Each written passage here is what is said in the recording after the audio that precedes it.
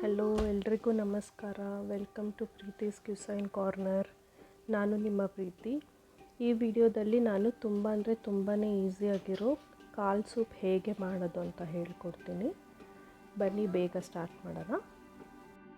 ಇದಕ್ಕೆ ಬೇಕಾಗಿರುವ ಸಾಮಗ್ರಿಗಳು: ಕುರಿಯ ಕಾಲು 2, ಅರಿಶಿನ ಪುಡಿ, ಈರುಳ್ಳಿ ಸಣ್ಣದಾಗಿ ಹಚ್ಚಿರೋದು, 1 ಟೀ ಸ್ಪೂನ್ ಕರಿಮೆಣಸು, ಕೊತ್ತಂಬರಿ ಸೊಪ್ಪು, ಕಲ್ಲುಪ್ಪು ಹಾಗೂ ಅರ್ಧ ಟೀ ಸ್ಪೂನ್ ಧನಿಯಾ ಪುಡಿ. ಕುಕ್ಕರ್ನ ಬಿಸಿಗೆ ಇಟ್ಬಿಟ್ಟು ಇದಕ್ಕೆ ಕ್ಲೀನಾಗಿ ತೊಳ್ಕೊಂಡಿರೋ ಕುರಿಯ ಕಾಲು, ಕರಿಮೆಣಸು, ಸಣ್ಣದಾಗಿ ಹೆಚ್ಚಿರೋ ಈರುಳ್ಳಿ, ಧನಿಯಾ ಪುಡಿ, ಅರಿಶಿನ ಪುಡಿ, ಉಪ್ಪು ಹಾಗೂ ಒಂದು ದೊಡ್ಡ ಲೋಟದಲ್ಲಿ 1.5 ಲೋಟದಷ್ಟು ನೀರನ್ನ ಹಾಕಬೇಕು. ಇದನ್ನೆಲ್ಲ ಮಿಕ್ಸ್ ಮಾಡಿಬಿಟ್ಟು ಚೆನ್ನಾಗಿ